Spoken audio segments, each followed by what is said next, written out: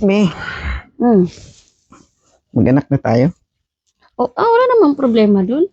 Pero pag nagkaanak tayo, magkakaroon ng ninong-ninang yung mga anak natin. Oo, natural naman talaga yun. Kasi kapag nagbibinyag yung anak natin, meron talagang ninang at saka ninong yun. Pero, ang problema, yung mga kumare natin o ninang ng anak natin, puro magaganda, malalaki. Anong puro maganda? Siyempre, ba't ka nagagalit? Magiging kumare mo nga sila, magiging kumare ko man din sila. Alam mo, sa panahon ngayon, wala na akong tiwala sa mga babae. Bakit? Kasi kapag puro babae yung mga ninang ng anak natin, alam mo, kumari mo, tira mo. Diyan nga tayong mag-anak. Wapo. Napasama pa ako. Ayaw mo talaga? Huwag na. Yo. Ayaw?